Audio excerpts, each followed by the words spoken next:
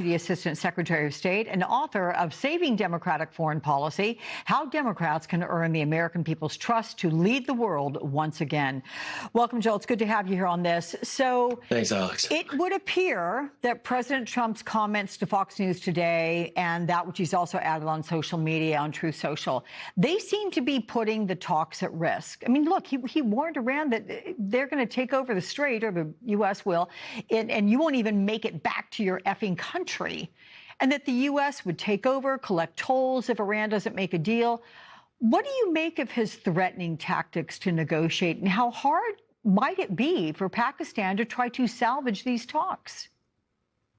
Well, you know, Alex, this is a president chastened already, regretting the deal that he just made, this bad deal.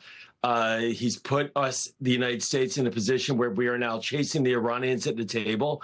And I think what we're seeing is that also the failure to conduct diplomacy in any meaningful, structured way that will get results. Look at the MOU. The way the MOU is organized is incredibly tilted towards Iran. It gives us no leverage. It doesn't even lay out a program for how to conduct negotiations on the next steps, on the nuclear file, on the sanctions file, to get those resolved. It basically promises already at the front end all of the benefits to Iran with very little in return. So the Iranians, you know, they feel strong, and President Trump realizes it, and he sees the Iranians have broken the ceasefire agreement at the first in the first paragraph of the MOU already by shutting down the straits, and there's not much he can do about it, so he's lashing out.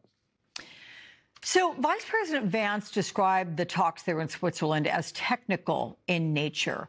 But what needs to get accomplished, I mean, other than just keeping everybody at the table, before moving on to the next phase? Because Vance says he only plans to stick around for a day or two. And again, if everything has fallen off the rails and people are indeed heading home, and we do not know that to be true yet, but if that happens, you know, he may be out of there.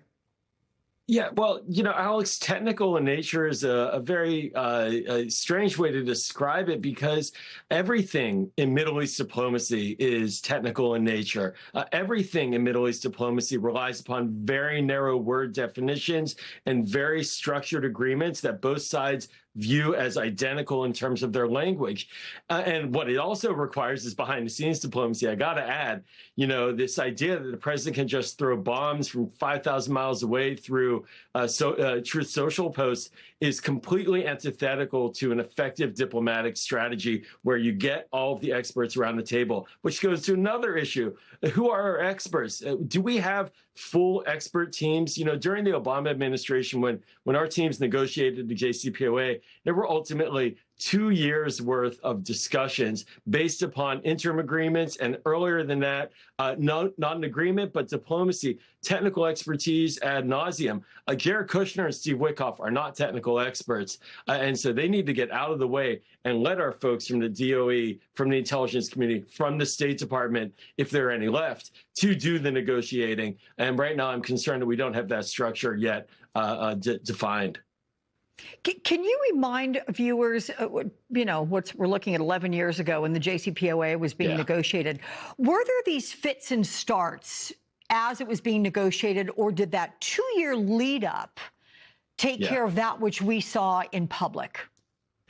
So the Iran diplomacy goes back for many, many years. It even goes back its roots to the Bush administration and an E3+3 dynamic with Iran that led to ultimately engagements behind the scenes. And in 2013, the first public agreement between the United States and Iran, known as the JPOA, the Joint Plan of Action, which led to a 2-year negotiating process built upon that foundation. It was a sort of an interim agreement where there was a freezing on nuclear activities by Iran in exchange for certain benefits and freezing by the United States on sanctions. And that then led to technical discussions that culminated in a 200-plus page, very detailed document known as the JCPOA, which concluded in July of 2015 and had signatories on it, including our allies in Europe and the Russians and the Chinese. None of those players at the table, too. I do want to add, Alex, if I may, you know, we really are undermining our own ability to be successful at the table when we don't have the Europeans with us, when the Chinese and the Russians are outside when the Israelis, with this critical Lebanon question, are feeling very ostracized. None of the diplomatic strings that we need to be pulling are tied together right now, which makes this a very difficult negotiation for the United States.